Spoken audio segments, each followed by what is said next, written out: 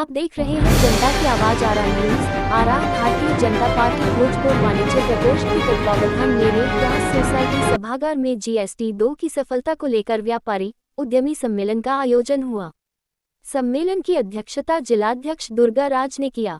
सम्मेलन के दौरान मुख्य अतिथि बिहार सरकार के पथ निर्माण मंत्री नितिन नवीन, आरा विधायक अमरेंद्र प्रताप सिंह, बड़हरा विधायक राघवेंद्र प्रताप सिंह, जिलाध्यक्ष दुर्गा राज, पूर्व विधायक संजय सिंह टाइगर, बुद्धिजीवी प्रकोष्ठ प्रदेश संयोजक उदय प्रताप सिंह, पूर्व जिलाध्यक्ष मिथिलेश कुशवाहा, प्रेम रंजन चतुर्वेदी, पूर्व प्रत्याशी कौशल विद्यार्थी, सुशील जी को वाणिज्य प्रकोष्ठ जिला संयोजक संजीव गुप्ता सहित प्रकोष्ठ पदाधिकारियों द्वारा अंगवस्त्र फूलमाला के साथ स्वागत किया गया। बतौर मुख्य अतिथि बिहार सरकार के मंत्री नितिन नवीन ने GST सुधार के कारण और उसका व्यापार पर परिणाम का विस्तार से बताया। उन्होंने कहा कि GST में सुधार होने से 90% जरूरी वस्तुओं का कीमत में कमी हो गया, जिससे व्यापारी और आम जनता दोनों को लाभ होगा। सरकार की राजस्व में भी बढ़ोतरी होगा। GST का 2,05% और 18% होने से घरेलू और रोजमर्रा की जरूरी वस्तुओं के साथ किसानों को भी लाभ हो रहा है। हमें GST 2 के बारे में घर घर बताने की आवश्यकता है।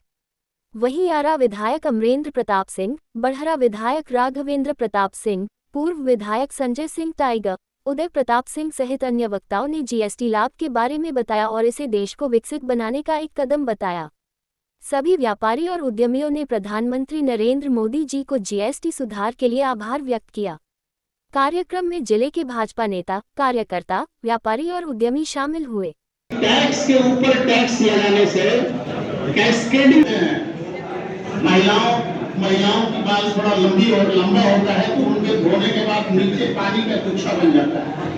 तो टैक्स के ऊपर टैक्स लगने के कारण जो कैस्केडिंग इफेक्ट होता था उसको दूर करने के लिए, और चूंकि इस देश में केंद्रीय टैक्स था, किसी राज्य में माल था, हर राज्य एक दूसरे से कम्पीट करता था और कोशिश करता था कि वो दूसरे राज्यों से आए हुए सामान पे ज्यादा से इतिहास भी रचा गया, क्योंकि बिहार में कोयला, खनिज पदार्थ, लोहा, अवरक्त होते थे, तो इसको संविधान में डिक्लेयर्ड गुड्स कर दिया गया। CST एक्ट में कहा गया कि अति महत्व की वस्तुएं हैं, ये डिक्लेयर्ड, राज्य को टैक्स लगाने का अधिकार नहीं है। बिहार में गरीबी का पहला जो आधार रचा गया, यहाँ का जो बेसिक जो मिनरल्स थे उसको डिक्लेयर्ड गुड्स किया गया कि हमारे स्वास्थ्य जीवन रक्षक दवाएं 5% पुराना दर था 0 हो गया। स्वास्थ्य में कैंसर और रोगों के लिए जो हमारे गरीब परिवार के आदमी को हमेशा चिंता का विषय होता है, 5% का पुराना दर था 0 हो गया। शिक्षा में जो हमारे बच्चों को पढ़ाने के लिए जितनी भी छोटी छोटी चीजें पेंसिल, शार्पनर, नोटबुक, बाकी जो चीजें होती थी सबका 5 से 12% का स्लैब था 0 हो गया। जो कागज, प्रयोगशाला पढ़ाई के विद्यार्थियों के लिए जो भी चीजें थी वो भी 12% के स्लैब पे था, वो भी 0 हो गया। बीमा, ये बहुत बड़ा विषय अभी बताया कि सामान के अलावा बड़े बड़े जो अन्य लोग भी हैं जितने तरह की बीमा कराते थे वो 18% था और पूरी तरह से कर मुक्त हो गया। यानी अब उसका सीधा लाभ हमको रिटर्न में मिलेगा। अब दैनिक आवश्यकताएं की जो दरें घटी उसकी भी चर्चा। अब टूथब्रश से जितनी भी चीजें थी जो पहले यूज करते थे 18% GST था, सीधे 5%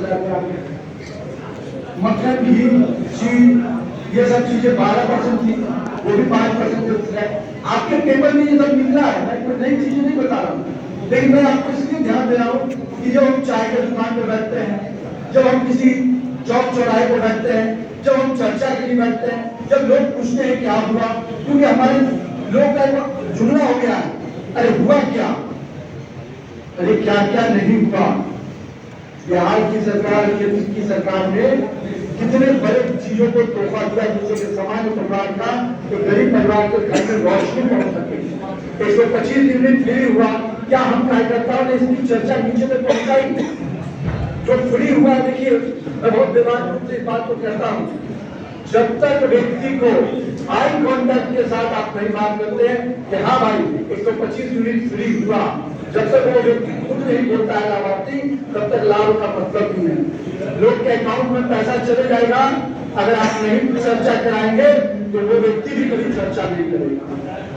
यह है इस सच्चाई को स्वीकार करते हुए आपको काम करना है, और इसलिए जो हमने किया है उसकी चर्चा के लिए घर घर जाना पड़ेगा। कोई पूछे कि भाई हमारे घर का रोड नहीं बना, लेकिन आपके घर का 125 यूनिट शुरू तो हुआ है, और वो अप्रिल देखो, जुलाई महीने का बिल निकालो, इस महीने का बिल निकालो, अंतर जो स्लैब की चर्चा मैं कर रहा था, अभी कृषि और किसान के जितने भी पावर ट्रैक्टर, आपका पूरा शाहबाद क्षेत्र कृषि का इलाका का क्षेत्र है, सब में 12 से 18% का टैक्स जीएसटी था, आज सीधे 5% पे आ गया, 7% का अंतर।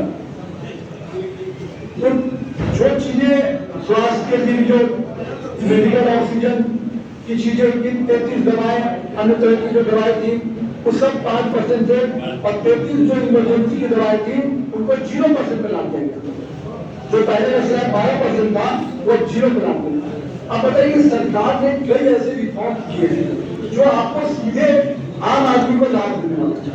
अगर हम आम आदमी की सरकार नहीं कहेंगे तो किसकी सरकार कहेंगे?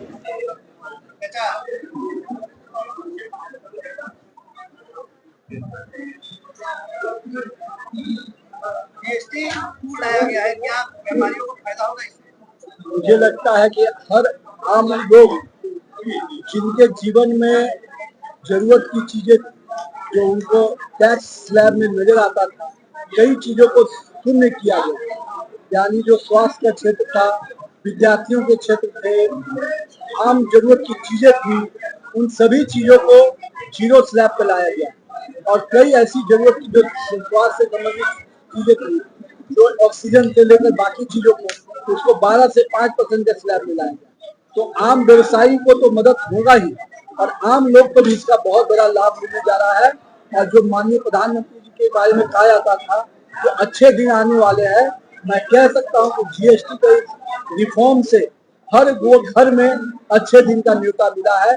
और इस पर्व त्योहार के माहौल पे दिवाली और दशहरा के समय में नरेंद्र मोदी जी ने हर घर को तोहफा दिया है। कांग्रेस पार्टी की प्रेशर में जीएसटी कम किया गया।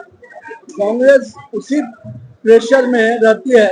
जब जब जीएसटी के रिफॉर्म्स हुए तो हमेशा कांग्रेस को प्रेशर दिखता था। जब काले धन को इकट्ठा करते थे कांग्रेस, तो उनको ध्यान में नहीं आता था। आज हर गरीब के घर में रोशनी पहुंच रही है। 12 लाख का स्लैब आम आदमी के लिए किया गया, ये लोगों को उनको पसंद नहीं आया, क्योंकि उन्होंने तो हमेशा अपने लिए पैसा अर्जित किया। कभी गरीब के घर खाते में कैसे पैसा पहुंचे, इसकी चिंता कभी कांग्रेस के लोगों ने नहीं की। भैया, मेरा कहना है जिन योजना का जिनको कभी आना नहीं, इससे पहले जितनी घोषणा कांग्रेस के लोगों ने और इंडिया अलायंस के लोगों ने हिमाचल प्रदेश में किया हो, कर्नाटका में किया हो, उसमें एक भी लागू हुआ क्या? तो जब वहां नहीं लागू हुआ तो यहाँ तो सरकार ही नहीं आने वाली है। और ये मुंगेरी लाल के सपने देखने दीजिए। ये जो एटीएम कार्ड बांटने वाले लोग हैं ना, ये एटीएम कभी एक्टिव होगा ही नहीं।